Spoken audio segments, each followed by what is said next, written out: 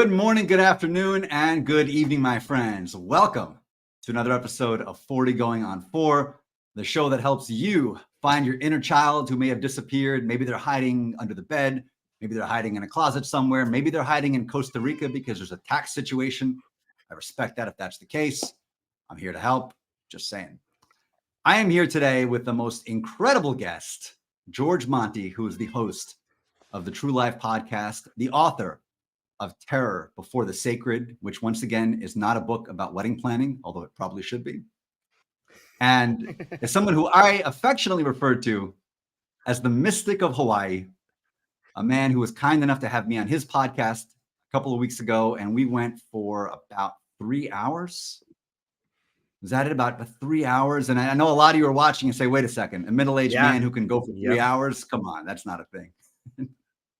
But alas, here we are. George, aloha. Aloha, my friend. I just want to say thank you for having me on. I love the program. I think you have all your guests are so engaging, and I think it has to do with the way in which you communicate with them. And like I was telling you earlier in the show, I can't even get halfway through a post without just starting to laugh. So thank you for that, man. I appreciate it. Thank you, brother. And I want to give some shouts to the folks who are here today. Andrew Bennett. If anybody has not followed Andrew Bennett yet, now's the time. This guy has the most incredible live show about Lego construction, but you can see the entire universe through his Legos. Highly recommend it. This is what's up. Maria. I'm not going to start doing the West Side Story Maria singing unless there's a request for that in the comments, and then I might. Maria is a dear friend coming to us from beautiful California, and Maria is a fellow Bills fan too, so you know she's a wonderful human being. That goes without saying. George, today we're talking about infinite consciousness and reality. So like small topics, small potatoes. Yeah, there's a lot to be said about that, man. It's like the walk of life. It's more than just a walk from the hospital to the graveyard, right? Ooh, I like that. More than a walk from the hospital to the graveyard. You've clearly not been in too many hospitals in Queens where I grew up, man, because those places, it's an express train from the hospital to the graveyard. You go in there for a hangnail, you're coming out in the graveyard, man. That's straight shot. Yeah, it's where you go to die, right? It's kind of scary, those places. Sure. Absolutely. And what we're talking about today is what happens in midlife, because, you know, a lot of times we find ourselves, as I call, like in the suburbs of our own existence. If you consider kind of the city center, that nerve center of that unified field, that infinite consciousness that we sprang from, and we get further and further out, and then we get to midlife and we're kind of in the burbs of our own consciousness, and the city skyline is like out of sight. We can't see it anymore. So we forget who we are, what we are, where we're from. And then we have this moment of, all right, things have gone sideways in the story that was supposed to happen. I was supposed to have this career, supposed to be married with the kids and the house and this and that and the 2 dogs and maybe 2.5 dogs if you're one of those Addams Family types. And, you know, and then you're like, wait a second, is any of this even real? This is the catalyst that gets you to start asking these questions. So, George, tell us, when did you start asking these questions? Well, for me, it happened in 2011 when my son died. You know, we had the perfect pregnancy. You know, we went to Lamaze class and we did all these beautiful things that a couple does. And, you know, it's interesting because I remember going to Lamaze class and the teacher sat in the Lamaze class and there was 7 of us in there. And she goes, you know, I just want everybody here to know that pregnancy can be a dangerous thing and a scary thing and things happen.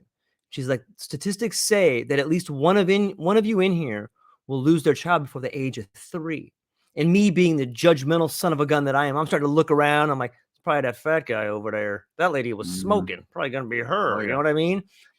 And so, you know, when the time came at 9 months, my wife and I, you know, we had the bag in the car and we had the ultrasound and, you know, we were just waiting to see whether it was going to be a boy or a girl because we wanted to be surprised. And we were bantering back and forth and playing these games like, I'm pretty sure it's a boy. No, it's definitely a girl. We're feeling the baby.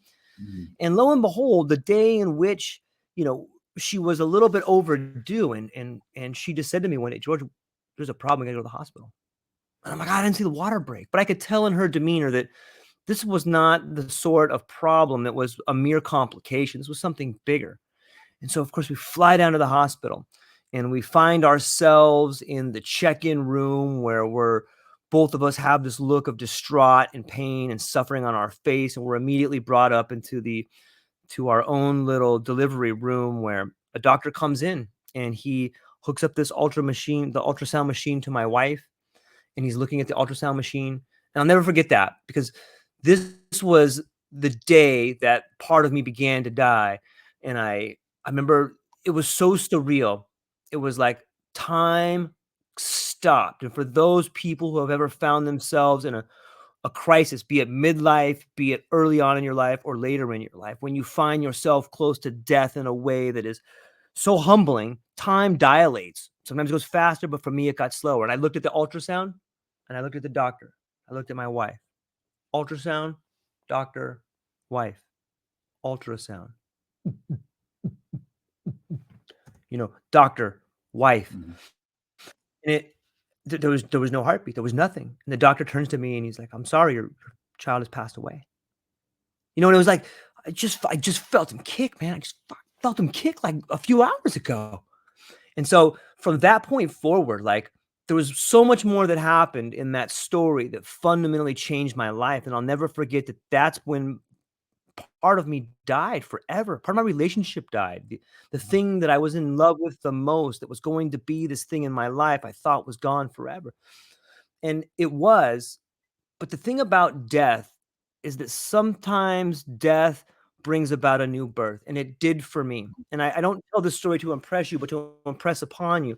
These questions in life, they don't, these situations in life, they don't wait, whether it's midlife, and a lot of it is midlife, because that's when you're ready, I think. And so if you find yourself in an emotional crisis, if you find yourself in a situation where life has punched you right in the face and you fell on the ground, you think you'll never get up, there's a great quote from, I think it was Rocky of all movies, where he says something along the lines of, nothing in life, nothing hits harder than life. But in life, it's not about how hard you can hit. It's about how hard you can get hit and get up and keep moving forward. So that's when I began asking those questions in a real deep sense, man. So thank you for letting me share that story, man. It's one of those, that's what we're here to talk about, man. They're real life stories. It is. It is. And George, thank you so much. Thank you so much for sharing that. Jameson, our esteemed guest, is named George Monty. Check him out. Jameson? And he's got the True Life podcast thing out there, but this is the one, the only George. Actually, it's probably a lot of George Montys, but this is the only George Monty of this kind. That's a guarantee. Thank you. And Maria, so sorry to hear that too. I mean, this is a common thing. Oh, I'm sorry, Maria. And this is part of the deal, right? And so many people have experienced this, and not a lot of people talk about it. Yeah, I want to address Maria and everybody out there who's lost something. For me, it was a child, and it's a giant, esteemed, private, incredible, beautiful club, and I hope no one else ever has to join it. But if you do, all of those that have will welcome you with open arms. And one more point on tragedies, and I think this midlife crisis that we're talking about, or whenever this crisis hits your way, for me, it was in midlife, and I think the purpose of it, and the reason you find yourself in these tragedies, you start asking yourself, why me? Like, that's necessary. So if you're in that part of your life, you're like, why me, God? Like you are Lieutenant Dan in the Forrest Gump movie. Like, you call this a storm? Let's go. You're that guy. Yeah. Yeah. Okay, that's great necessary. Reference, man. Yeah, right? Because that's what it is, man. That's what this crisis is that we're all going to go through. It's you have to go through that. You have to ask those questions. You got to get way down deep into that. I fucking feel sorry for myself. God, that is not fair. Now, as soon as you say that it's not fair, as soon as you begin to say, why me? You're right on the cusp of change, man. And I have found, for me, the reason for why me is because you're strong enough. And not only are you strong enough, damn it, I want you to come through this thing and then turn around and help the next person up, because that's what happens in tragedy. You're given a gift to see the things that happen to you in other people. And I guarantee you, Maria understands this, and so many of your listeners understand this. Once you've gone through a tragedy, you too, my friend, I've heard some of your stories. Once you go through those tragedies and you've looked over the precipice, you're given this idea or this beauty of foresight where you can see it in the eyes of other people. And that's a challenge to everybody out there. When you see that thing in other people, help them out. They need your help. They're looking for it, and you have the answer.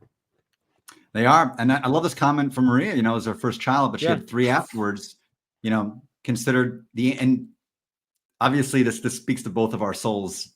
Yeah. Truly Yeah. the idea of, and let's talk about this actually. Let's unpack this, man. This idea of continuity and the illusion of death and the illusion of finality, and how your child didn't come to term as a human child, but this idea of like their energy signature disappearing into the ethers. Let's talk about that. Yeah. You know, that which was never born can never die. You know, and I'm a big fan of psychedelics, and that helped me with when losing somebody. The same way it helps soldiers with PTSD, the same way it helps people who have lost friends and family members, or the same way it helps you in the midst of a crisis, allow you to see yourself as bigger than yourself. Like, you know, I think the idea of generational trauma speaks to this. When you begin understanding that the things in your life may be a symptom of the sickness that was your grandfather or your great grandfather. Your grandmother's fear of snakes may be the reason why you have a problem in your relationship. Like, it's crazy to think about, but it harkens back to what you said a moment ago, where you're not just this current manifestation, man. You exist here always, forever. You know, in Hawaii, we have a saying that says we're all ancestors in training.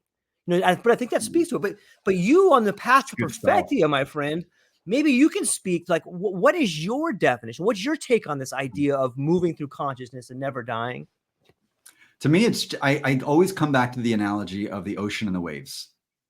How every wave just simply pops up as a unique wave. There's no two that are alike. It'll wash up on the beach. It will interact with the sand. It will create something with its interaction with the sand that is utterly unique. And then it will recede back into the ocean to just manifest another wave in a different form at a different time. And, you know, it's like, you know, the waves love to judge the other waves while they're happening too. Hey, look at that wave. Look at that wave. But, you know, it's all just the waves in the ocean. And so the tragedy of, we see this wave forming. We see it forming, and we see it. And if you're like a surfer, you see this wave coming, like, oh, it's going to be awesome. And then the wave just craps out before it manifests for you to ride the surf. And that can be looked at as a miscarriage or loss of a child, or somebody who dies, you know, as we say, prematurely, die young. I've known people who've died young, good friends of mine. And we have these moments of, well, that's not fair. That's not right. And then realize it's just receding back in the ocean now. It would have receded anyway. It just receded now. So what other waves are going to manifest in its place? What else is going to happen? How else is that same wave going to now manifest? So and this is like where the zooming out process kind of comes in. Yeah, that was my son's name, was Ocean. Interesting, right? Oh man, And it's it's wild. beautiful, right? But I love the wave. I know, man. I love the wave metaphor, because maybe this is a wave of grief that changes you forever. Maybe it's a wave of inspiration. You know, and here's something interesting that you learn moving to Hawaii. It is really unignorable. I'm not sure if that's a word, but it's something that when you The move to word now, Hawaii, all out. yeah, it is now, man. It's this idea of things being fractal. And if you look at the mountain ridges of Hawaii, you'll notice that it echoes the coastline. And I think if you use the metaphor of waves and coming into your life, it's fractal that way. But I do. And this gets back to the idea of crisis in our life, and why this may not be the only plane of existence, and the ideas about life is it's all fractal. The patterns that happen in your life are the same patterns that happen in your garden. And if you're willing to go out there and take a look at it, you can see it, man. It's all just manifesting as this, that, and the other, but all coming from that same kind of source manifestation. And this is where this reality thing really drives home for a lot of people, particularly when they reach adulthood. And, you know, we use midlife a lot on this show, but midlife is a broad thing. And in some cultures, midlife is 15. Sure was in the Middle Ages, you know, and in Okinawa, midlife is like 60, you know. It depends on where you are in the world, but midlife really is that point where you're just so far into those suburbs of your life, you just have this moment of, wait, I feel so disconnected and so different. This can't be it. Something intuitively doesn't feel right, and it just feels off. And I think collectively, we all experienced that over the last couple of years. Specifically, this was a collective trip out to the burbs. Yeah. So this gets, like, I speak a lot about the idea of absence of rituals and absence of ceremonies. And in a weird way, doesn't COVID seem like a ceremony for all of us? We're put into this world. Like if you think of the collective human race as one body, maybe we're going through a one body world midlife crisis right now. Like we're figuring No out, wonder there's hey, so many sports cars. that's right, man. That's right. If you look at it, it's all fractal, my friend. I can see it, but and why not? Like, here's a really interesting metaphor for life, and I think it speaks to the midlife crisis. And in some ways, I think the midlife crisis is a death and a rebirth, because we get to be reborn and live a life that we want to live, or we get an opportunity to become the expression of our own authenticity. There's a great quote that says, "And the day came when the risk to remain tight in a bud was more painful than the risk it took to blossom." And I think that is what the midlife crisis is all about. It's about, hey, it's your turn to blossom. The same way a vine creeps up a tree and knows to bloom at a 45-degree angle on the equinox of summer at 4:45, so too does that voice in your heart tell you it's time to get rid of this job. It's time to get rid of this relationship. It's time to move on because you're better and you're about to flower. So listen to that voice, man. And I think that's what the midlife crisis is. It's a budding, it's a rebirth. And if you can look at it like that, maybe you don't have to get the sports car. Maybe you can invest that in your time and your relationships, and you can boom. Does that make sense at all, man? I don't know. Profound, dude. I love that. And I found with COVID, a lot of people were shaken out, forcibly shaken, like snap out of it, like moonstruck. Jen Russman, if you're here, you know that reference. You love that reference. Like snap out of it, come on. And we were all in this collective slumber and just chasing all the crap the world told us we're supposed to want, and the things we're supposed to do, and the people we're supposed to be. And we bought it, man. We bought it. Hook, line, and sinker. We all bought it. And when it wasn't working for us, we started seeking it elsewhere. And then midlife crisis on a global scale, we started seeking it in the things and in the titles and in the cash money and all that good stuff. And then COVID hits, like, well, you can't have any of that right now. So there's that. All the fixings, you can't have it. So now what? Yeah. And what happened with you? How did you internalize that whole situation? What was it a catalyst for you in any way, or how did you move through that? Well, it's a great question, and I think my story echoes everyone else's. I was a UPS driver for 26 years, and my wife and I live in Hawaii with our daughter, and we have no family here. It's just us three. And so you can imagine it's an interesting dynamic. It's fun, it's beautiful, but it's really hard when you don't have a babysitter. It's really hard when you're constantly all three only have each other to rely on. And it makes you stronger in some ways, but it can make the certain conversations a little bit more intense because you can never get away from each other. It's beautiful, but it's hard. And so here was my and my wife's schedule on a regular day. I get up at like 5, come downstairs, make coffee, make breakfast for my daughter and my wife. Try to leave the house we would switch off days, my wife and I. On Monday, Wednesday, Friday, I would take my daughter to school. So I would leave the house at like 6:15. Her school was like an hour away, which in Hawaii, traffic is brutal. So sometimes it could be 2 hours.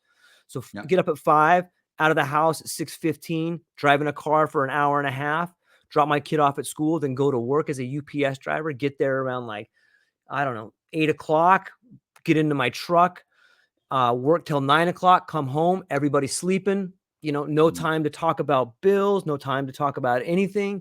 Everybody's sleeping, and crash out and then do that again. And I did that every day for probably 15 years. And as I grew older, I'm 48. So when COVID hit, I was like 46. I couldn't really do UPS as much as I could. And of course they want more production as you get older. And of course COVID put that on there. And the whole stress of COVID, it blew up. And much like everybody else, sometimes I think that's what, like you said, that was the purpose of COVID, was just to explode everybody. I couldn't do it, man. I couldn't do it anymore. And I started thinking these questions like, I hate this, and it wasn't like, I don't like this. Like, I hate this. I don't care how much money I make. I don't see my wife. I don't see my kid. I don't sit down at a dinner table and have a discussion. I don't even know what's going on. I feel like I'm living with strangers. And for what? So I can have a nice place, so I can so I can do stuff on a weekend every now and then. And I'm too tired to do stuff on weekends. And so Right. that was the expression of COVID to me. I was like, this is dumb. I hate it. I don't want to do it anymore. And I'm saying that done. out lound just exploded everything. It's like, okay, your wish is my command. How about you no longer Yeah. work there, pal? Get out of that place. It's amazing, So, brother. yeah, And that's that cool. happens with so many things, right? Yeah. Yeah, I think it's meant to. It's that opening of the bud. And it's hard because now once you've made that decision, once you follow your midlife voice, heart voice speaking to you, now you have uncertainty. Hey, this pattern that you Yeah. hated, you start to realize, I don't know what to do now. Mhm. I'm up at 5 still, but now I don't go to that place. Oh my God, the bills are stacking up. I don't have this Mhm. money coming in. Is my wife still gonna love me? Is she, dude, most Yeah. marriages end in divorce because of money. Oh shit! I can see already. These things are getting crazy here. Where am I going to pay this bill? What about my kids' tuition? Oh my God! So all this uncertainty begins to creep in, and it'll sneak in and start choking you a little bit. You begin to Oh, yeah. have a new understanding of uncertainty, and it's beautiful. It's challenging, but it's beautiful. But I think that you have dealt with something similar with COVID and uncertainty. Maybe you could share your story. Yeah, man. And, heading into it, there was that, I was a massive extrovert, and there was nothing I got more juice from than getting out to events, particularly in the DC area, but Yeah. all over the country. Every conference, I'm there. I don't give a damn if I have any business at the conference. I'd show up anyway. I was like a conference crasher. I would just, because, with what I did, writing for people, I could write for anybody under any circumstances. So I would show up like, the National Association of Left-Handed Orthodontists that are having their annual soiree down in Orlando, man, I'm there. Let's go. Let's dance. Let's party. And I got so much energy from it. And it fueled me up. It was like my jet fuel, It was like from Spaceballs. It was the Schwartz, and the Schwartz was with me, and it was awesome. Well, funny thing happens in March of 2020. There's no more Schwartz anymore. And that's it. And it's all just gone. It just like, and it was the greatest thing that ever happened to me, because the chase for the Schwartz, I should probably trademark that. It's really fun. The You should. It's chase good. for the Schwartz was an escape from myself. And I never knew it. I never knew it until COVID. I was never forced to just sit with myself Mm. and come home. I was in the burbs, and I was going further out into the country, and I was losing more and more sightline of the city, of the nerve center of my own soul and my own essence and my own being. And it's an uncomfortable thing when you're running from that city to suddenly kind of be sucked back in, because all the stuff you've been burying, it's like that Simpsons episode where they have the carpet and they're pushing it on the rug, and like it starts like dancing under the rug. It's all going to come up. So when it does, you Mhm. have two choices. One, you could just keep chasing more stuff, keep chasing the Schwartz Mhm. more to run away from it. Or you can stand there, look it right in the eye, and have that Home Alone moment of, I'm not afraid of you anymore. You hear me? I'm not afraid of you. Yeah, That's a tough I thing to think that say, speaks man. volumes. It is. What were some of the biggest difficult things to say you weren't afraid to? Man, first of all, honestly, just to be alone with my thoughts, Mm. because there's a swirling tornadic vortex going on up here, man. And there's 10 million things happening at once. And, like most people who never really processed their traumas in different ways, it's this combination of living in the past and in the future at the exact same time. It's anchoring yourself to all the mistakes you've made, and it's anchoring yourself to all the things that are going to go wrong. And there's no presence in it. And when you're in that state, your nervous system is just wired for this place of survival, of contraction, and the infinite Mm. consciousness that exists that you're a part of. You can't tap into it. You are cut off from it. You're disconnected. You're further out in the country now. Because we can be in survival, or we can be in creation, but we can't be in both at the same time. And man, that was a wild place to be, because now I'm in like hyper survival. Now, mind you, you're talking to a guy who worked from home for a decade leading into COVID and was already a germaphobe. So I'm like, welcome to my kingdom, everybody. Welcome to my land. You are all welcome to be with me as we go through this. And geez, let me tell you something, brother. What Yeah. saved my life through it, and I will have eternal gratitude in my soul, was a community of people that came together, and one of them is on this chat right now. Benatti, you know I love you, from all over the world, who became the nets, the human nets to catch each other while we were all free falling in the spring of 2020. And in that moment, I came home. Because in that moment, I understood that love in its purest form, and not in its kind of conditional romantic form, but in its purest form, was always there for all of us and could be shared and experienced between complete strangers when everything else gets stripped away and it's just us. And let me tell you something, man, it was magic. Dude, that's beautiful, man. I love it.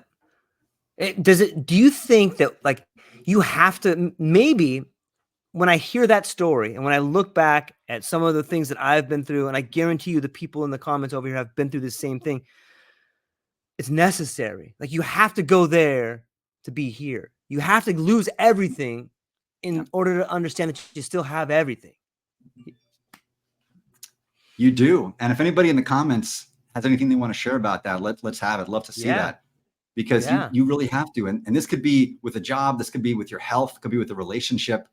You're not going to come home and start understanding the truth of who you are and what you really are unless the story that you've been so engrossed in just completely collapses around you. Otherwise, the story's comfortable, right? I'm good. Where am I going? I'm all set. You know, I got a roof over my head. I got food to eat. I got a solid enough relationship. My job's taking care of me. I'm fine. What do I have to look at anything for? What do I have to look within, without, anywhere? What's to look at? I'm all set. I got my routine. I'm good.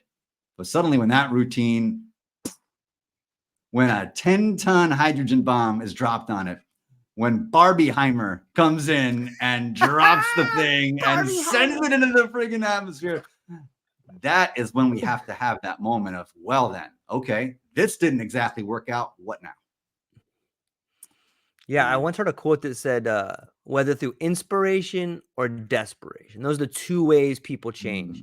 You know, and I think life tries to inspire you from time to time. It gives you, like, an inspiration is like a gentle nudge, like a warm wind at your back. Like, hey man, time to leave this place. Look at that. Isn't that pretty cool over there? Like, it just pushes you in a way, but then you don't listen to it, of course, because it's too easy. And so then desperation comes. It's like, okay, you're not going to, life's done flicking your ear. You know, it's done with that. Now it's just going to take you out at the knees, man. So, it's coming for you. But if you could see it, if you could see it as a dance, like I heard somebody on my podcast say this once, like, it's not that life wants to hurt you. It's that life is a really good dancer and you got two left feet. You're learning to dance through life.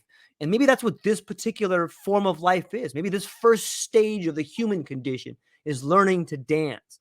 And it's our time to get dipped, but we fall down, or, you know, we're kind of trying to be the person leading and we trip over our own feet. And that's what it is. It's peaks and valleys and love and hate, and it's life and death. But once you begin to understand that, you know, it's not really the sounds in music, it's the silence between the sounds. All of a sudden things start being more poetry in motion, right? Yeah. What if we could, between the songs, because on every playlist we have, it goes song, it just jumps one to the next. Yeah. YouTube podcast, Spotify podcast, it's the same thing. But what if there were just a moment between the songs to just sit, stop, let it synthesize, and just be? Yeah. Well, okay. This brings up this brings up a beautiful question. What do you think the average person's relationship with silence is? I know that for me, it was difficult to be alone. And I think people can find this in a conversation sometimes. If people want to do a cool little thought experiment, have a conversation with somebody and then just pause for a minute. You know what I mean? There's a little, for you and I think, and a lot of our guests, it's still a little bit uncomfortable, even though we're on a podcast and we're not next to each other. You can still feel it, but people try that in your regular life and watch the way other people react. Watch the way your thoughts react. Like, you start thinking things like, does this person know about this one thing I did? You know, like it's interesting. Yeah, that'll get you, won't it? Yeah. That'll get you. I love this quote. Lori, this is great. It took my life and it let me live. Right there. That is beautiful. Bullseye. Man, that's like that dart throw in an Irish pub, like right in that bullseye, and you're cheers on the pint, and the pint shatters, and now it's a big cleanup. It's a whole thing. But yeah, it's like that. That's it. That's it. My life and let me live. God, living through it. And this is something too, which, talking about 2020, man, there was a line in a book I wrote that year called Leaving 2020. And the main protagonist, Sean Gallo, was in this place between life and death, trying to get out. And he was finding these other people around the world who were in the same place. And it was inspired by a true story of all the people I'd met in this community during that year. And one of the lines was, he's talking to somebody and he's really down about how much everything has just absolutely gone to hell and how the whole world is like burned around him. And he said, well, yeah, that's great. You tell me to do this, you tell me to do that, but I can't, because that was in 2019 and there's no going back. And then that person just paused for a second and then looked at him and said, you're right, there isn't, but there is going forward. And that was the moment, as I was writing it, it really occurred to me that I was so desperate to get back to 2019, as so many people were. Like, all right, this will pass and then we'll go back to normal. And normal will be great, right? That's what we want. We want normal. And then we realized, screw normal. Normal was never really that good. What if there's better? And what if this is the catalyst for better? Yeah. There's a great quote that says, yeah, I'm sorry. No, I'm just curious what your own perspective on that is and how you've kind of seen that manifest in your own life. Yeah, I once heard a quote that said, good is the opposite of great. And if you're good, like most people, a lot of people in 2019 were good and they wanted to go back to that life, but maybe it's time to be great. Maybe it's time to become a better version of yourself. Maybe it's time to become a better husband, a better father, a better wife, a more interesting person. Maybe it's time to explore these things that you've always thought about, but you never had the courage to do. Was that a catalyst for you? Was 2019, like, you've written a lot of awesome books with some twists and turns and deep meaning that are not only psychedelic, but they're very introspective. And sometimes when you read one of your books, you gotta set it down for me. Like, what is this guy trying to say over here? And I love that about the books. And I sometimes this is a question I've wanted to ask you. Like, does that creativity come from moments of contemplation when life is really hard? In some cases it does. So like you said, it's desperation or inspiration, and they've come from both. I would say Leaving 2020 was a book really written from a place of both. It really started from a place of desperation and in some ways was kind of autobiographical about a character who's really kind of at the end of his rope in a lot of different ways. And, because everything that I had leaned into as what I considered to be me, the personality that was me, the character of Geoff, I was taken. It was all gone. I couldn't be a speaker on stage anymore, and I couldn't travel, and I couldn't do any of that anymore. So and in the absence of all these coping mechanisms, you're left with nothing. In reality, you're left with everything, but you're apparently left with nothing. So that was that journey that took, was this desperation. And the book really kind of helped me get through that. But this last one really came from inspiration. And when I say inspiration, I love the word inspiration. You break it down, it's in spirit. Yeah. And that's how it felt. It was, nothing was desperate about this one. This one was, like I've said a million times, I feel like was channeled. I did not come from me, but rather through me. And this came from a place of surrender, which was, there's a message that the all, if you want to say, is trying to get through. It's like, all right, dude, we're going to use you and the way you write and the way you tell stories, and it's going to come through you, and you're just going to put it out there. And I just let it kind of flow through. And that was the beauty of it. Honestly, there was no resistance. There was no desperation. It was just coming from pure love. See, I love this. And I think not only does this help me, but I think it helps other people understand how the creative process works. Thank you for that. Because it does help me see things a little bit differently. And I guess my follow-up question to that would be, I've often heard people talk about themselves as a receiver, and the message comes through them and maybe we amplify it. But is that how you see it? Or maybe you can help me and some other people try to see the way in which you create. Because I think once people begin talking about it, then we can kind of see our own way to use that tool. Is that how you see it? Or is there a twist and turn to that? Or you can explain that deeper? There is, yeah. And it really speaks to this kind of the whole idea of the show today about, when we get lost in these, they call the suburbs of life, and we I get love it. lost in the story, the further we get lost, and this happens the older we get and the more life experience we accumulate, we get lost further and further into our own limited stories and our own limited perspectives. So we think, I've met all these new people and I've learned all these new things and I should be more expansive. And yet the exact opposite happens for most people. We get more contracted. We get more set in our ways, more set in our beliefs. Well, you can say that, but listen, I've been around the block. I know how things work. How many times have we heard that? Yeah. Don't tell me about relationships. I know about, trust me, you should have seen some of the men I've dated, So everyone gets really certain that their point of view is really on point. And we contract and contract and contract into this very narrow perspective. And the more we contract, the more creation dies in that contraction. And yet the minute we just say, maybe I'm wrong about this, it opens up a little bit. And maybe I'm wrong about that. And maybe I'm wrong about that.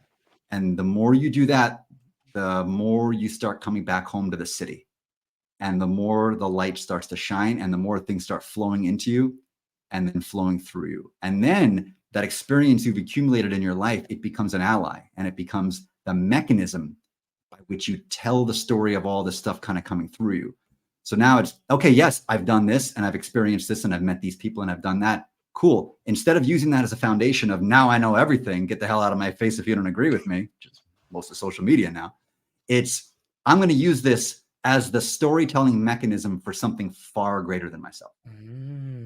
And let's have that interact with your storytelling mechanism of something far greater than yourself. And let's have these sparks collide and let's watch some freaking magic unfold.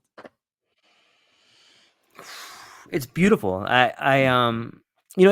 Something like that happened to me a while back when I was working at UPS. And forgive me if people have heard this story, but I think it speaks to what we were talking about just a moment ago and this idea of your life and how it can be different. So I was in my UPS truck and I was driving out to my route and my phone just started blowing up. Not once or twice, but like 7 times in a row. I'm like, oh man, why? It's clearly not a telemarketer. It's clearly not something like that. But I didn't know the number, so I didn't get it. And then immediately after my wife called me. And so I'm like, hey, love, what's going on? You all right? And she goes, no, the FBI came to the door, George. I'm like, what the hell are you talking about? She goes, yeah, they came here looking for you. They tried to come in our house. They said that you're in a lot of trouble. She's like, is there something you want to tell me? And I'm like, no, I don't think so. I mean, I bought some weed a while ago. I don't think that's a big problem. I bought some I love books for people just watching. And I had recently bought like 5 copies of Technological Slavery, like by Ted Kaczynski, because I was like, this book's amazing. I'm going to give it to my friends. So I'm like, maybe they think I'm like a Unabomber or something. But then I realized, we got a copycat on our hands, man.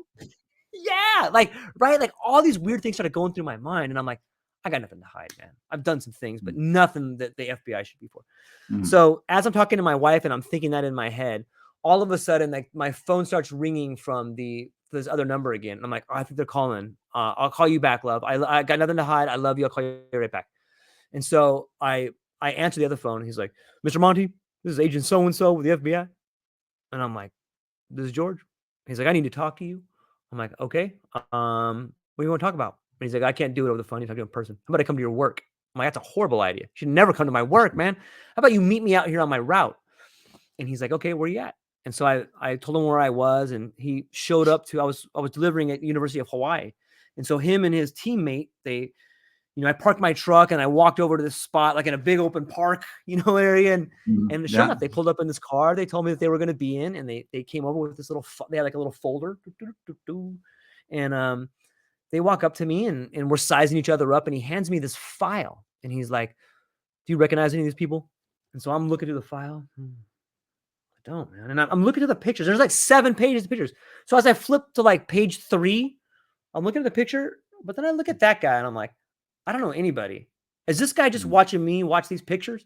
And I start just tripping out. I'm like, the fuck is going on here, man? Yeah, what is happening? Yeah. And my whole reality began shifting. And the guy's like, I'm like, man, I don't know any of these people. Would you mind telling me? Like, I'm going crazy here, man. What's up? And he's like, oh, you don't know any of those people? Like in kind of a dickish kind of a tone, right? And I'm like, yeah, I know man, you know these people, so really, yeah. Like, take it easy, Mutt and Geoff. You know what I mean? Like they're trying to good cop, bad cop me over here. And I go, yeah, I don't know any of them, man. And he goes, well, then maybe you can tell me how this guy has your license. Like, and just in that fashion too, like he's like a scolding father. And I'm like, Yep. oh yeah. I go, I was pickpocketed at the mall, man. I was too dumb to know what happened, but I figured it out right after. I wasn't fast enough to see the guy that did it, but I realized the little bump and move, and I was like, damn it, they got my stuff. And so I There it told the is. cop that. Yeah, I told the cop that, and he was going, ah. And I'm like, and you can go check out the Nordstrom's camera because the guy tried to buy a watch with my wallet right after, man. He used my credit card and everything. So if you can get my license back and my wallet, that would be awesome, man. Why don't you do that for me, FBI? Can I ask you something? Yeah. Was it Matt Damon from Ocean's 11? He was a little younger, man. I think it was like the field team. They were new guys, man. Because I remember looking at them like, these guys are kind of young, man. That's his go-to move, that the bump and go. Yeah, Guy's just a maestro at it. Yeah. Dude, and it's interesting when you get pickpocketed because you feel it. Like it was a two-man team. It was like one guy hit me here and the other guy went this way. So they crossed, and I boom. And the guy was dressed perfect. He had a big trench coat on. He looked a little like kind of, like not mysterious, but not homeless, but not well-dressed. Dude, the guys were a great team. Props to them for doing it. They obviously it wasn't their first time. One guy bumps you, the other guy grabs it. And it was a beautiful move. I had to respect the move there. Oh, yeah, you got to. Game recognizes game. That's the reality. Like you know the goods when you see it. Like, you know what? Yeah. Hey, you took my stuff. Bottom line, good on you. You got me. Yeah, they got it, man. Hey, I got respect for it. Me. Yeah, dude. I tell you what, that's crazy. I think about trench coats and pickpockets. It's bringing me back to 10th grade, brother. Yeah, it'll get you. That's half of my class. Here's what shifted my focus on the so after that whole scenario goes down, I go home and that weekend I did I told my wife like, hey man, it was misidentity, this and that, but I did a giant dose of mushrooms that weekend. And I thought to myself under that dose of mushrooms, like, what if I was the master criminal these guys thought? What if I was that guy? And it shifted my reality, man. I just went into creative mode. Like, what if I was a master criminal? I'd probably be like a white collar criminal that was taking all this money and doing cool things with it. But the reason I bring up that whole story is that you can fundamentally shift who you are and your focus just by changing your story that you tell yourself. And it can be profound, man. That's a long-winded way of saying that you can fully transform your life by telling yourself a different story, man. So thanks for letting me share that. Dude, stories about FBI SWATs are never bad stories. There's always a time for them. There's always a place. You'll always have a home right here on 40 going on 4 for shows like that. And my man, Johnny D, reminds me of that Cobra Kai episode with the Australian pickpocketing team. And let me tell you something, man. There's always a time for a Cobra Kai reference on this show too. So you guys know how to make a guy happy. I'm just telling you straight up. That's it. It's interesting because when you talk about that, you had this episode on mushrooms and you're like, well, maybe I was them. And now let's dig into that for a second. Now let's go down this rabbit hole. I know some of y'all watching, you're waiting for this part. So let's do it. All right. So on some level, is it fair to say we're getting really metaphysical now? Yeah. You really were them. Truly. And that actually was you pickpocketing you. Yeah, I think that on some level, you choose the story in your life. And I think that I could have woke up and been that criminal. I think I could have woke up and been that. But on some level, I had to dream it. On some level, I had to believe it. And I think that when we talk about the idea of metaphysical, I think it's a shift in your life. Like the same way my wallet was stolen from me was the same way that I think it was the world trying to tell me, like, be more dangerous, live a better life, feel free to take some chances. And I think that's the metaphysical resonance there. Like, and I think people can see this in their life. When something like that happens to you, that's the world talking to you through symbolic nature.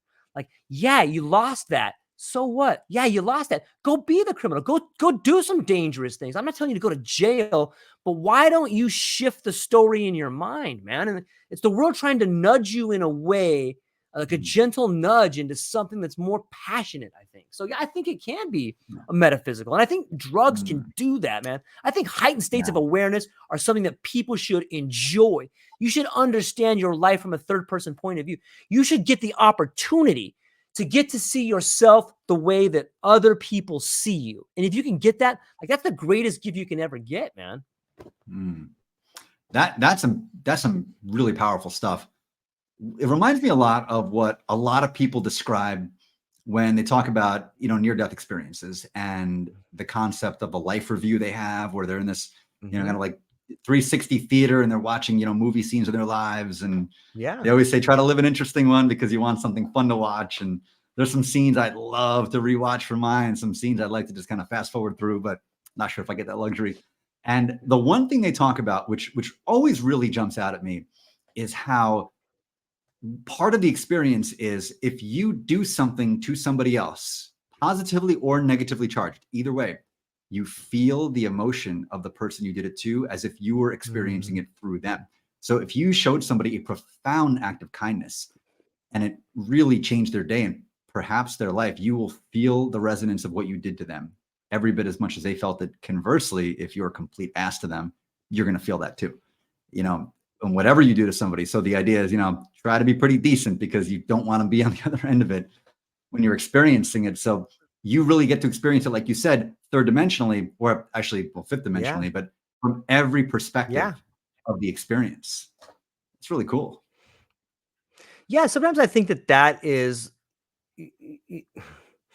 I love psychedelics, man. I love heightened states of awareness because it really gives you these interesting insights. I think that it strips away the conditioning that we have all been given for the last 40, 30, or 50 years. If you look at like let's back it all the way back down to when we start learning language. What happens when you're given right? Like, okay, so when you go into the class and you're taught the ABC songs, you're given a list of symbols. You're given a pair of lenses to see the world through. And they're not, while they're great lenses, they're very limiting.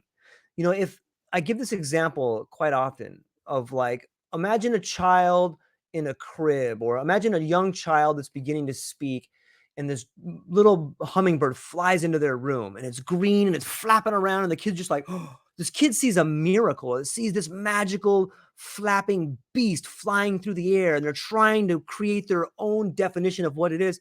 And then I come in and I'm like, hey, Sky, that's a bird. That's a bird, Sky. You see the bird? Like, I have just taken away every ounce of creativity for them to imagine what that little magical beast is. And that's what labels do. That's what our alphabet does. Now, if you just put that on steroids and move it forward 40 years, you have had your ideas and your imagination stolen from you and given back a one sheeter of symbolic ideas that are acceptable for society. Beautiful. We can all get along. We can all pretend we like each other. We can all pretend that we're doing things we love, but it's not true. And psychedelics or heightened states of awareness, be it a near-death experience, be it times when you want to kill yourself. I'm sure that I know tons of people that have done that. Everyone's thought about it probably on some level, whether it's a birth, a death, a near-death experience, breath work, psychedelics, all these heightened states of awareness, they allow us to strip away the conditioning and see ourselves in the way in which we haven't seen in 30 years. Now we're getting to make up our own definitions again. Now we're getting this insight again. And it's contagious. It's something that's beautiful. It's something that we allow to grow in us. And so the more times you can reconnect with your authentic self by stripping away that conditioning, the more opportunities you have to have that authentic light shine through you. And people notice it. Like you said, when you're kind to somebody, or when you're mean to somebody, however you're channeling that authenticity, people see it and it resonates and it goes out into the world. But I think it stems from getting away from the conditioning. What do you think? Yeah, I agree, man. And I love this comment from Lenka. I love all comments from Lenka. Lenka's awesome. Yeah. With Dolores Cannon, you see your life movie through people's eyes and how you made them feel. And, hopefully you'll know better, next time around, right? I think there's something very profound to that. And I think that really speaks to, if we're cruel to somebody, that does not come from an authentic place. It is simply the moving through of negative energy that's been imprinted upon us that we have not been able to process and transmute. So we don't like how we sit and how we feel. So we're going to look for the nearest target and spew it on them. And around and around we go. And once we spew it on them, it's the same thing that's going to happen. If they don't transmute it and find a way to alchemize it, they're going to find another target and spew it on them. And then that person's going to get it. And then around and around and around we go until we get Adolf Hitler and all the rest of them. And it just all roads, Godwin's law, right? All roads lead to Hitler in every conversation. But there's something about that where if you don't transmute that, it's where it goes. So it's how do we get back home? And all that stuff comes from the suburbs, not the actual suburbs. I quite like the suburbs. You can find parking, which is great. Can't do that in the city. And also, you can get some, great stores that there's a lot of, like a Target. You're not going to get a Target like right in the heart of a city. It's hard to do. Parking, again, and Target's great. So you think about getting back home, like from the burbs into that city, the city being kind of the core there. This is a harmonious place. And when you're back in that core, there's no impulse whatsoever toward malice. There's no impulse toward cruelty. It just can't exist from that place. So talk about why should we get back there, not just for ourselves, but for everybody in our ecosystem, in person and digitally, are going to feel the energy once we come home. And they will also feel the energy when we don't. Either way. How do you deal when you work through it? Well, that's what I was going to ask. Like I'll try to give you my answer, but I would love to hear yours too. And that, like, I've hurt people before, and I've said really mean things to them, and to this day, like, I still feel that resonance. Like I really hurt that person. That was such, and it stays with you. And for me, I found the only real way to kind of get rid of it, and the way I deal with it is like, you got to apologize. You got to apologize to the person. If you still can, if they're still alive or you didn't move away, it really helps to do that. And then you got to apologize to yourself. You got to be like, look, man, did you learn something from that? Look, man, you sat with that for a year or 5 years, or maybe you're still holding on to it. What good is it doing you? What did you learn from it? And if you can take this mean-spirited thing that you've done and realize, it's not that person was weak. It's that I'm weak. And thanks. I'm glad that I had this person that, even though it was really mean, they taught me. This person that I thought I hated, they taught me an invaluable lesson that it was me. It was me I hated. It wasn't that they were weak and I was making fun of them. It was that I was weak and I saw myself in them. So that's kind of one way I deal with it. And I'm still trying to find ways, but how do you deal with it? Like, once you've laid into somebody, or maybe you've been unfair to yourself, so you're unfair to somebody else, but how do you get rid of that feeling? What do you do? It's tough, man, because there's a lot of things I've done and said in my life, which I'm not proud of. If I could take a time machine and go back and undo it again, the whole, moonstruck, snap out of it, you're like, what are you doing, man? And, it's all realizing that when it happened, it came from a place of, for lack of a better term, being utterly asleep to my own nature, asleep to the world around me, asleep to why I was even reacting like the way I was in the first place. Whether it was, an unconscious nervous system trauma response, whether it was coming from a place of hurt and just lashing out, whatever it was, I look back at it now and there's a lot of shame associated with it, but you can't sit in the shame because it will engulf you. It will swallow you whole. It will be like Return of the Jedi, the pit of Sarlacc. It will just grab you in and it'll just pull you down and slowly digest you over the course of 1,000 years. And that's not good. So, I think a really powerful way to transmute that is to give yourself grace, is to realize it cannot be undone, and to only move forward with a better energy, with awareness, with magnanimity, with grace for yourself and for those around you, and realizing, okay, so now if someone's going to be an ass to you, which they're going to be because, hey, life, then maybe giving them a little bit of grace and understanding they are currently where you were, and maybe they're not doing it from a place of malice. Maybe they're not doing it from a place of hatred. Maybe they're doing it from a place of hurt, and they're unconscious to why they're doing it. And if you can break the cycle by giving them a little grace and then giving yourself grace, you've now woven a different karmic web than you have in the past. And this is how you start to untangle the knots that you yourself tied a long time ago. And it's a process, and it's a constant unfolding. It's tough. I love It's it, not man. easy. It's not easy, especially when you drive around here, man. Forget about it every day. These maniacs will push you right to the edge. Right. And even as I say that, like I said with judgment of voice, these maniacs, but they're not maniacs, but they freaking drive like maniacs. I could say that. And when they do that, they get your nervous system in that fight or flight place. They're aggressively tailgating you. They're cutting you off. It's like that empathy is gone. The creativity is gone. The expansiveness is gone. And you're back in contraction and fear and fight or flight and like, screw you and this and that. So when those moments are going to happen all the time, but the real magic happens, not stopping them from happening, because you can't do that. It's like, when that happens, now what? That 1 second is everything. Do I respond now by cursing them out, giving them the finger and high beaming them? Or do I just take a deep breath? I'm like, all right, you know what? They're probably rushing to get to a hospital. Maybe somebody got into an accident, or they're tailgating me because maybe they think I'm going too slow. Maybe they're late for a job interview, or late for whatever, or late with a meeting with their weed dealer. That's really important. And I'm keeping them from that. And I don't want to be that guy. Maybe they need a J to just chill them out today, and I'm getting in the way. And all right, they don't even know who I am. How can they hate me if they don't even know who I am? If you know who I am, you have a lot of reasons to hate me, but they don't know who I am. So then it's just giving them that moment, right? Yeah. And so working, and every time it happens, you have to intentionally interject on your own behalf. And how are you able to do that?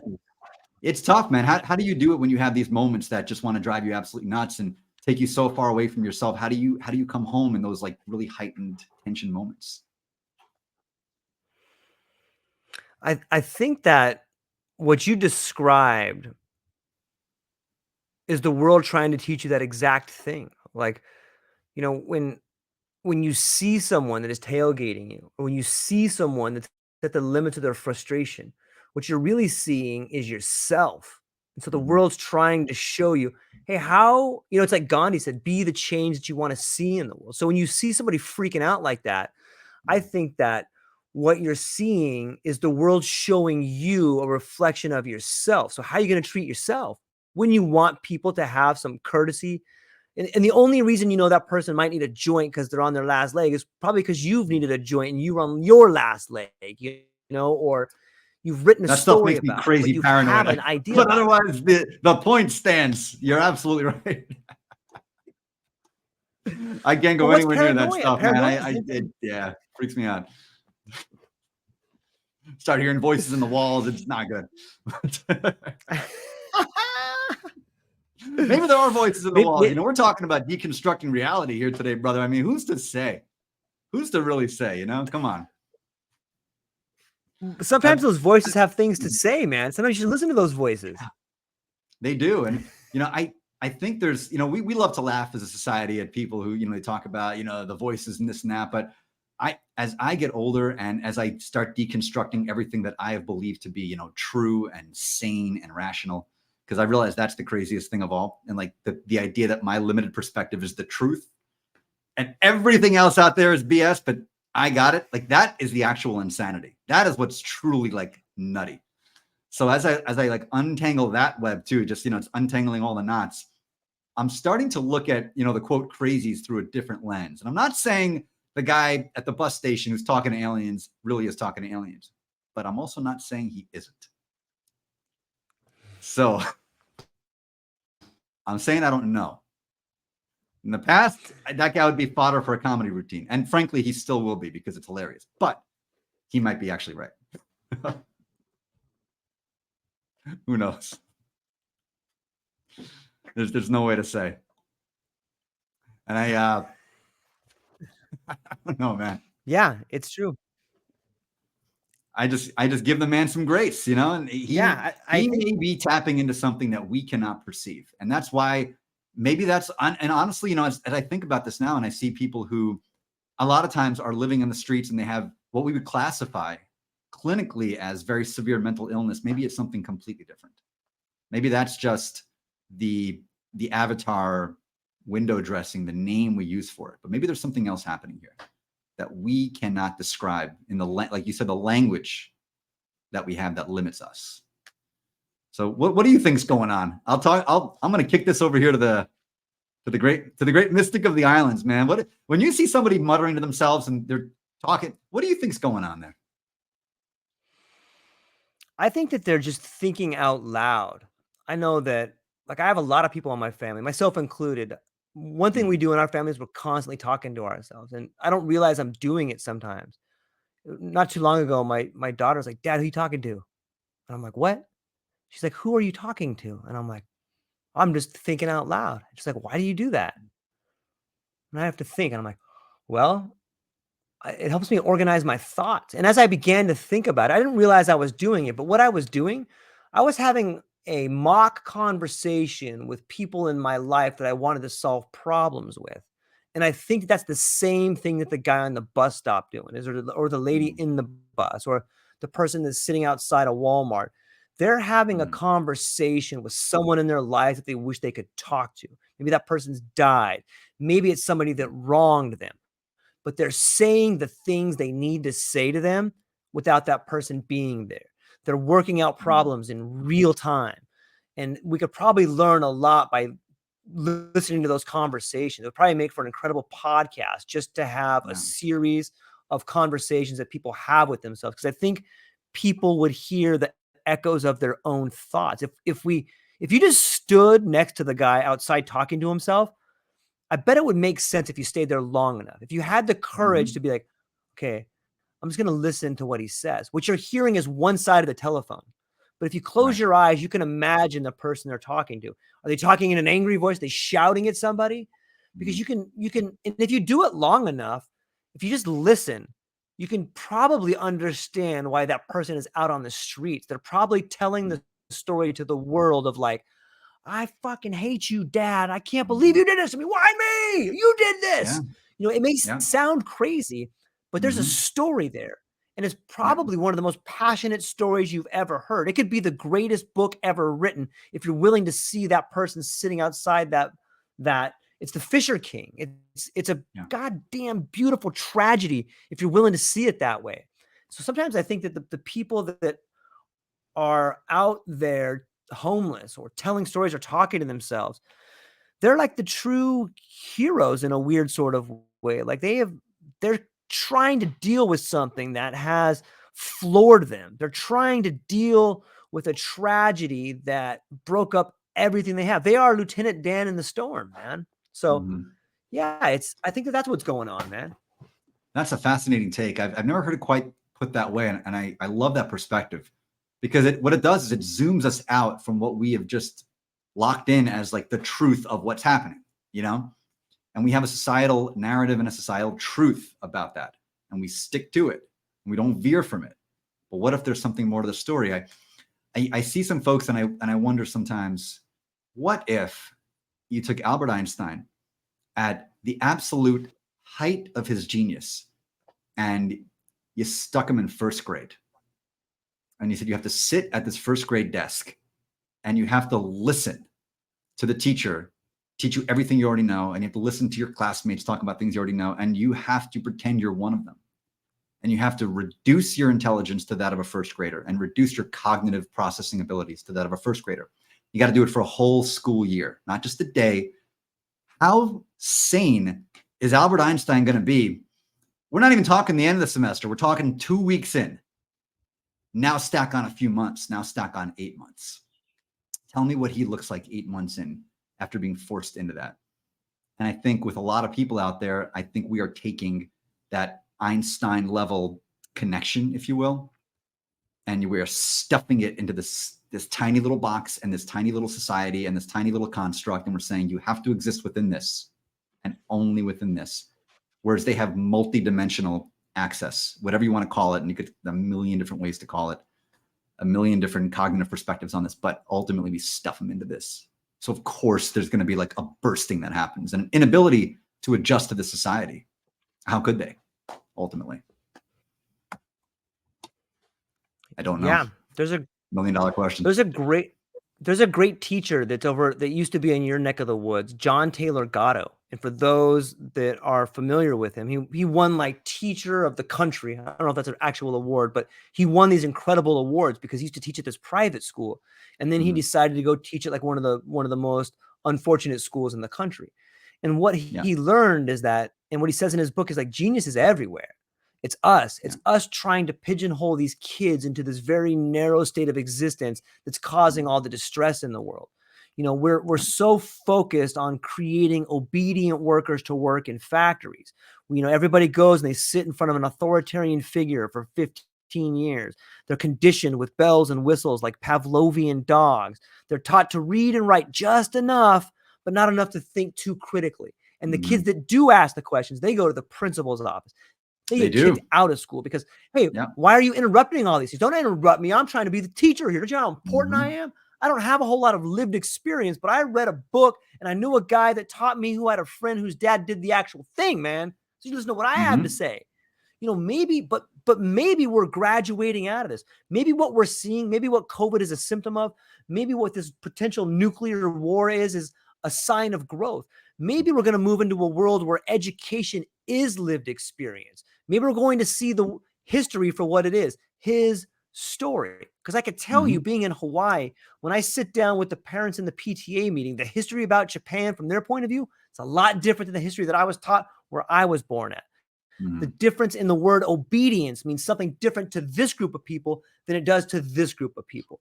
Maybe that's what Chat GPT is. Maybe Chat GPT and AI is the adult in the room that's bringing everybody together. Maybe everybody's so afraid of AI because it's a mirror image of us. And we're sitting there looking at it like, oh, this thing's scary because it's us. But it's also Yeah. beautiful because it's us. Exactly. I love, and that's the thing. It's like, what filter does it come through? What filter? And I think teachers are the great canary in the coal mine for this paradigm shift that we have. And that, and I've known both types of teachers, and there really is like that kind of like the two archetypes. You have the one that's coming from a place of, well, this is just a paycheck, and don't challenge me. This is my ego, and I am the Lord emperor of this classroom, and you'll sit down and shut up, and I don't want your perspective, and just whatever.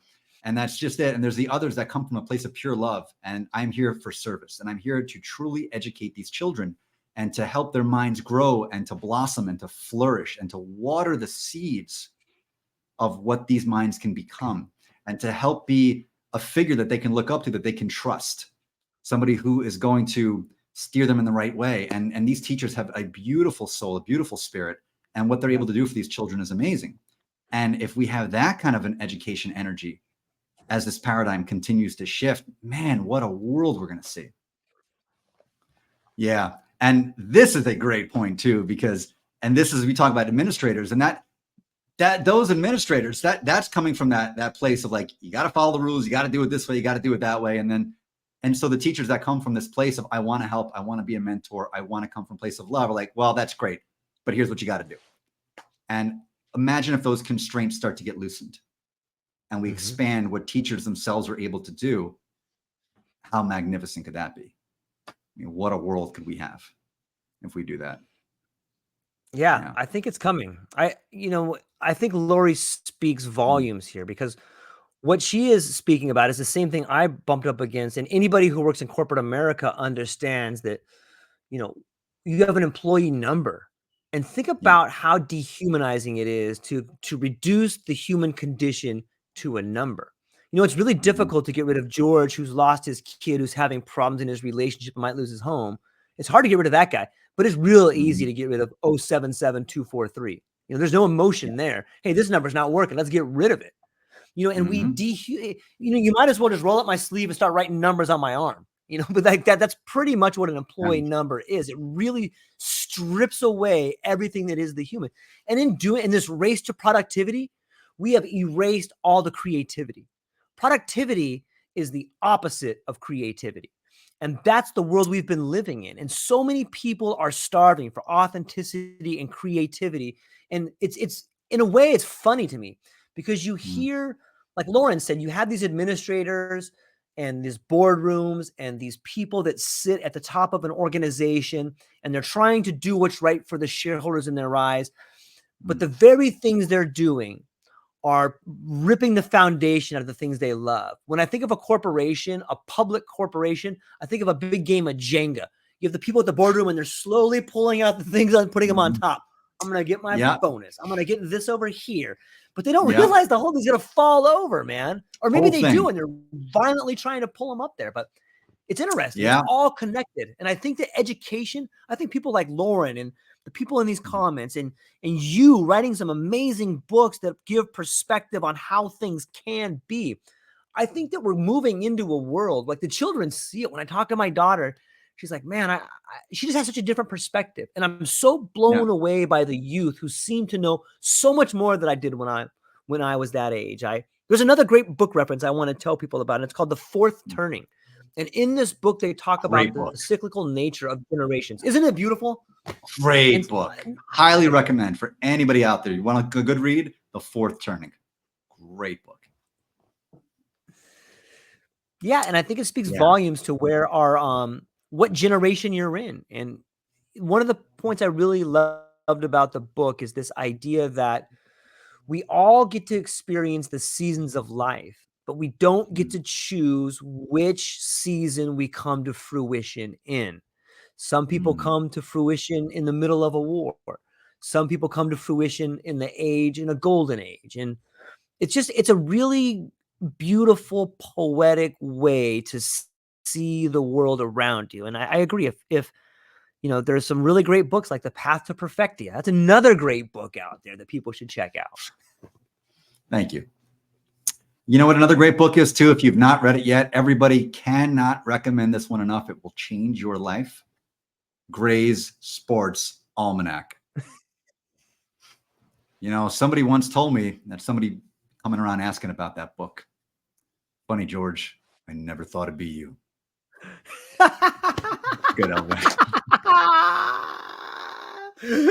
I've been waiting to drop this beast on one of these for weeks, man. This is I'm gonna do actually a LinkedIn post with this about how to change your reality and have a new timeline, the whole deal. So I got on Amazon for $12. I'm like, this is great.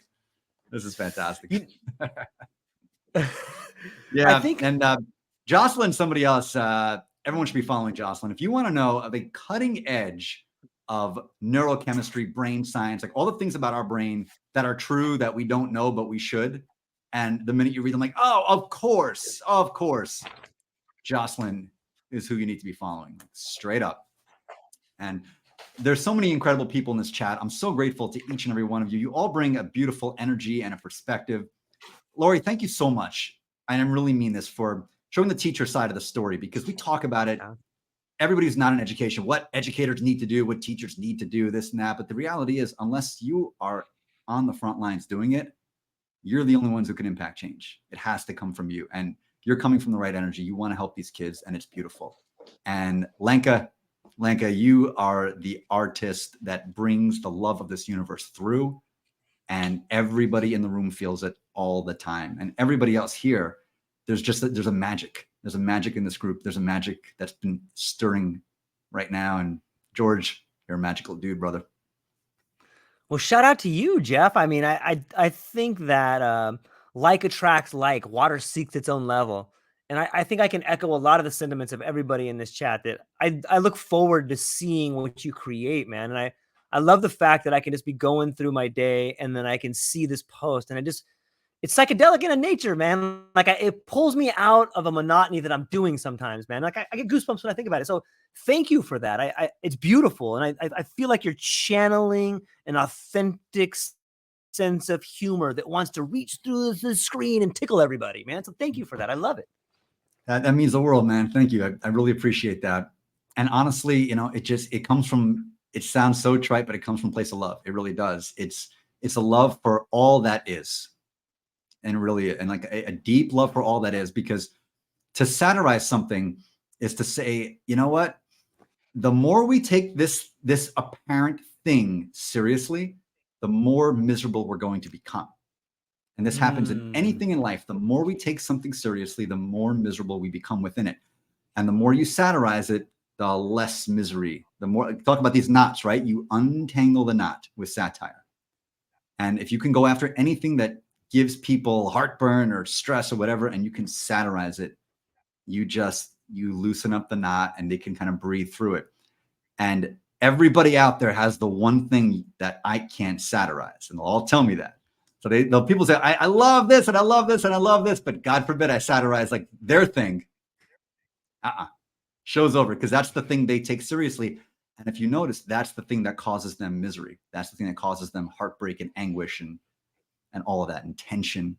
So, which is why I call myself an equal opportunity offender. I'm very proud to be that. I will always continue to be that. I have no sacred cows. I will never have any sacred cows for just that reason.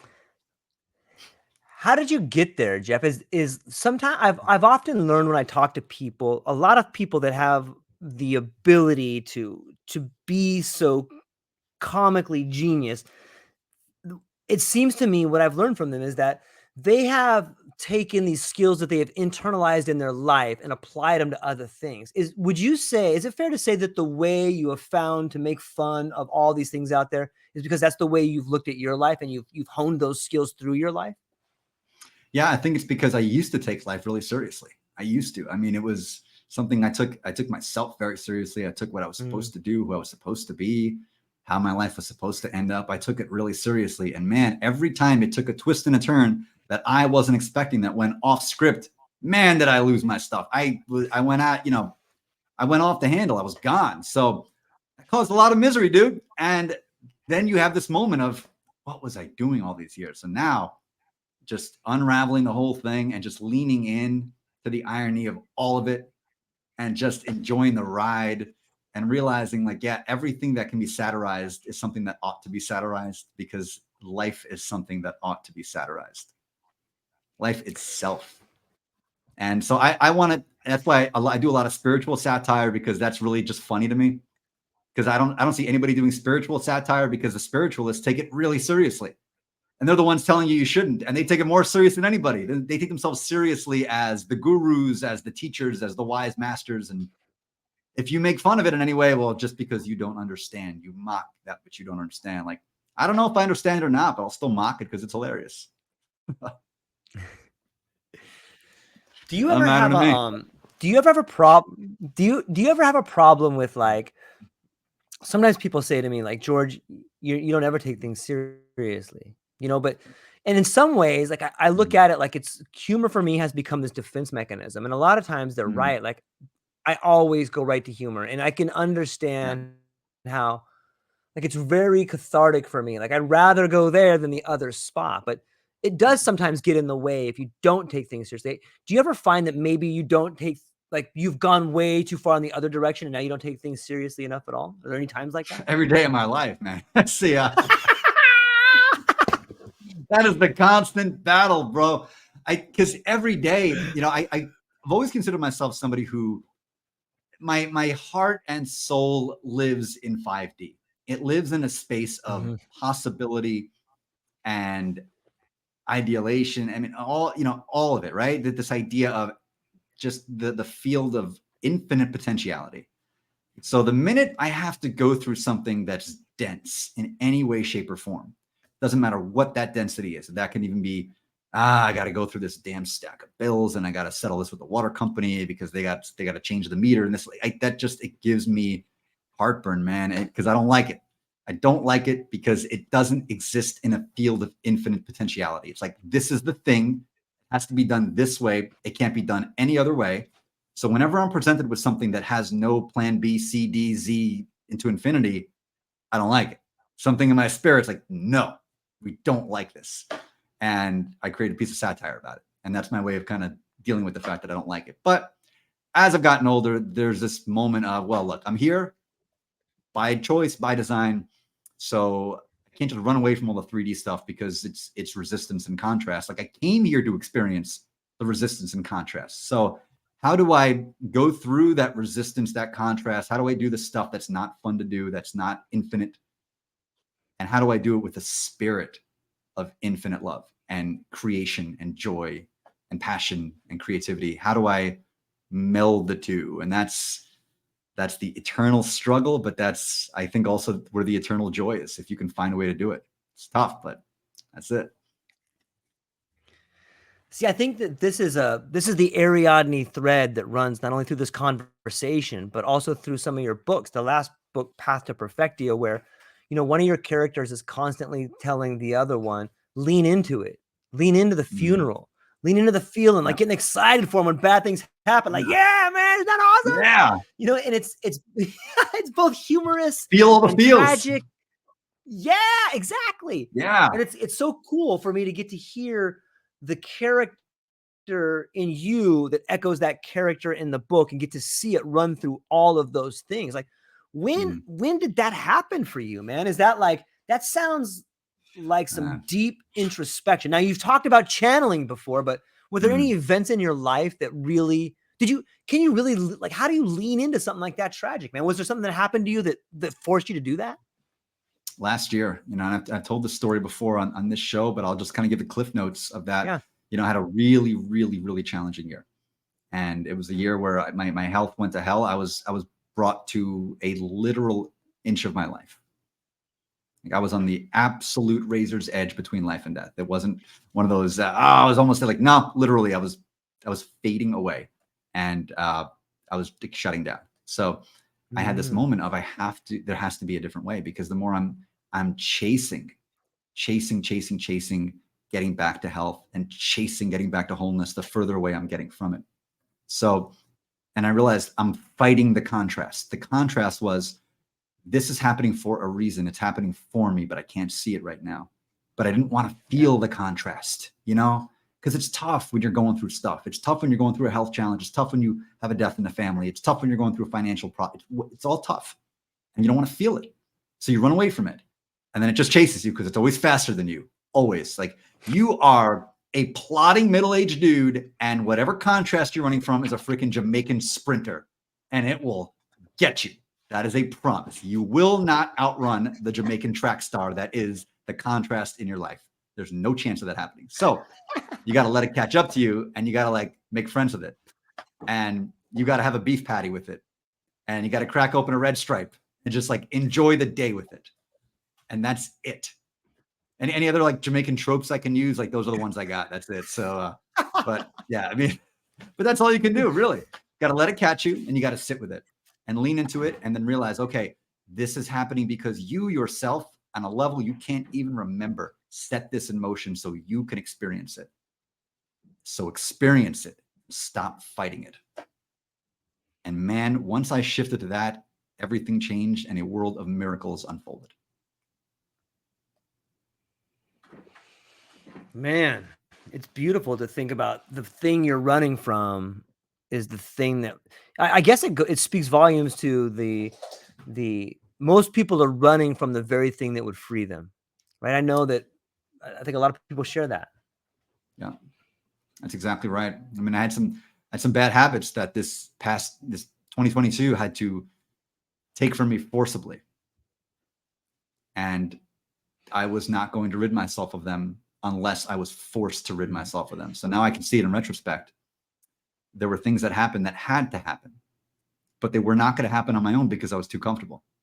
So it had to happen. But of course, as it's happening, you're fighting it every step of the way.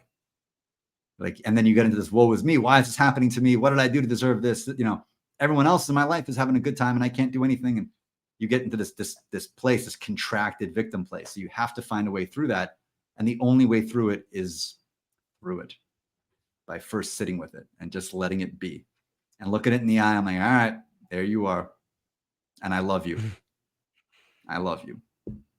That's it. I would, every day I wake up in 2022 and curse out my own body. Why are you giving me this searing pain that feels like a knife is going through my internal organs? Why, after I would eat a couple of eggs, do I feel like I have 103 fever and the flu? Why is my head pounding in a way where I can't even see? Why are all these things happening to me? Why am I not able to walk 5 feet without being dizzy and collapsing? Like, why are all these things happening to me at once? Why am I losing 5 pounds a week without even trying? Like, why is all this happening? Because you, body, you're my enemy and you're out to get me. And you get stuck in this narrative. And the more you're in that narrative, the deeper into the pit you're going to sink, until the one day you just say, all right, you're trying to get my attention. You're not out to get me. I've not been treating you well, and I'm sorry. What can we do to do better? Man, that was the moment. Right there. That was the moment. I never looked back. Man, I I know that this time frame can be different for everybody, but was it some, and I'm sure the months in the year that from the searing pain to the confrontation, I'm sure that those months, probably some of them felt like years, some of those hours Oh probably yeah. felt like days. Yeah. But what was that? How long was that process? Was it a year? Was it 6 About a months? year. Was it It was about a year. It mm. was, it was about November of 21 to November of 22. About a full year. Did you have And some scaffolding? Like, did you look at like, hey, like, did I go through the 4 stages of grief? Or did I look at like a 12-step platform where there's some techniques that you use to find your way through that time? yeah, well, I know why it happened now. And we're Okay. getting back down the metaphysical rabbit hole. I know Yeah, why I it love it, happened. man. Because, a lot of this is a very common thing. When somebody has an awakening, it's very quickly followed by a dark night of the soul, Mm, which is the cleansing. And this was the dark night of the soul because the awakening happened in October of 21. And I had this calling and it just took me to Texas, you know, and it was all these synchronicities had me going to Texas. And on that trip, I was driving through the Mississippi Delta and I literally felt the universe open up and swallow me whole, and an experience that no words can possibly begin to capture. And in that moment, I felt at one with everything. I felt peace with everything. And I'm like, all right, it's just going to be gravy from here, right? This is great. Like, nope. Buckle up, dude. Welcome to the Thunderdome. This is about to get real. And I've read a lot about this from a lot of other people who, after they have this kind of initial break, when the veil gets thin and they kind of pierce through the veil, that's when the universe is like, all right, you really want some of this? Like, you really want some of this? Let's dance. Because guess what?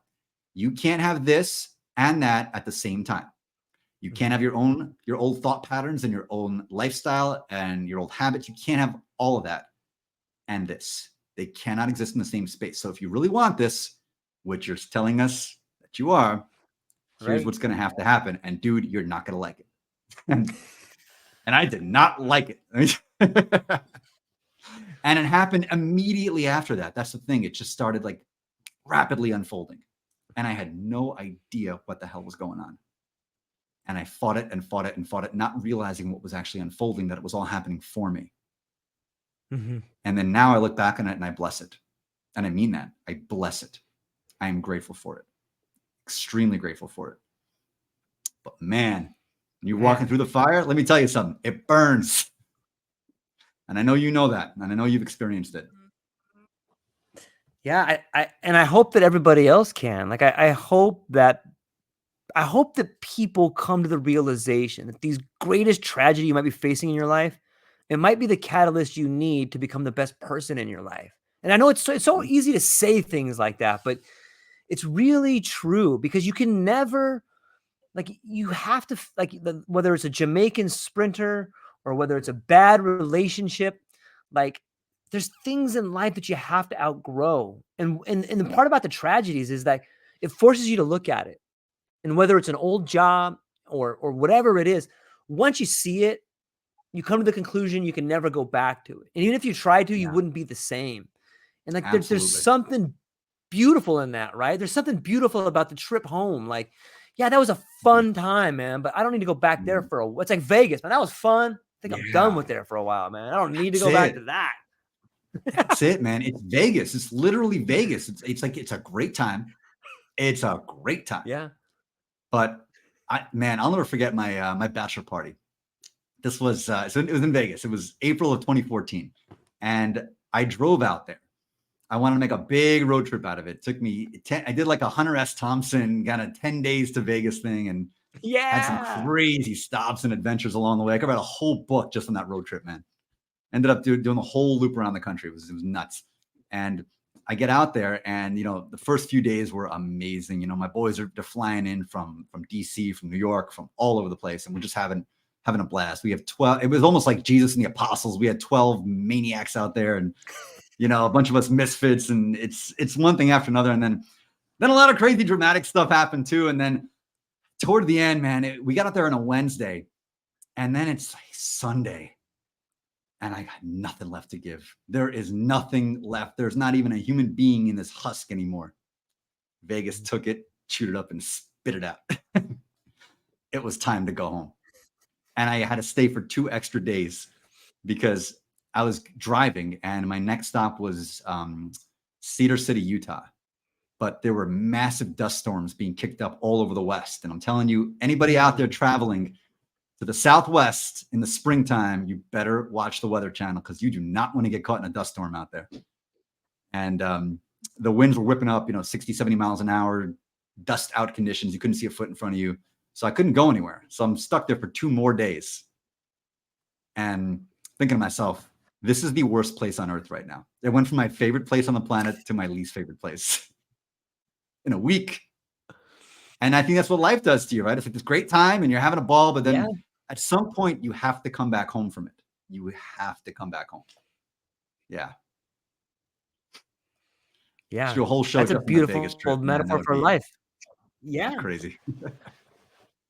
It led to I a would read that restraining book, order. man. You should write that It was book. nuts, dude. Was that? I would read that book, man. You should write that book. That would be an awesome one to read, man. Yeah. Absolutely. Yeah. Paul, if you ever get over this side of the pond, brother, man, I just do it. Word of the wise, limit it to 3 days, 4 at the absolute maximum, but no more than that. Because it will devour you whole. Be a hell of a good time when it does it, but it will devour you whole. You'll find yourself out all night eating prime rib at 5:30 in the morning, having no idea how you even ended up there. Yeah. There's all kinds of it's Sin City, man. They got tunnels underneath the ground, and I do think of HST, the Fear and Loathing in Las Vegas. It's all right there, man. It's all right there. Nothing like it. Well, George, I cannot thank you enough, man. Truly, this has been awesome. And every week I have the most incredible people on, and you're just keeping the mojo going. And from the depths of my soul, I'm so grateful to know you, that we can have these conversations. So glad we did it on your podcast, which was awesome. And we did it here. And I will have you back on the show again. That's a promise. We will be doing this some more. Anything you want to leave our esteemed viewers with before we let them get out and enjoy their weekend? Yeah, I got this quote that I got 2 things. The first off is this quote that says, "And the day came when the risk to remain tight in a bud was more painful than the risk it took to blossom." So I want people to embrace that if you can. Like, I hope that whatever you're going through, just know that it's necessary. When people say, "Is that necessary?" Be like, "Yeah, it's mandatory. You got to do it. It may hurt, but there's a force bigger than you can possibly understand that has you in its embrace. And even though it may be painful at times, there's a beautiful life waiting to happen for you out there. There's people in your life that love you, and you're going to make it. It might be hard, but you're going to make it. And I'm so thankful to you for letting me come on here and hang out a little bit. All the people on the comments are amazing, man. You have such a beautiful show, and you Great are community. right. Everybody I've seen, unbelievable. And every guest I've seen on here, like it makes me thankful to even get to be on the show and get to be in the line of all these amazing people. And so thankful for that and your time. I love the books. I love the humor. And I feel like you're making the world better by coming out and putting yourself out there and letting all of us get to know you. So thank you to you and the entire community for letting me be here, man. I really appreciate it. It means the world. You're the best. And everybody out there, I love you all from the bottom of my heart. Enjoy the weekend. Until next time.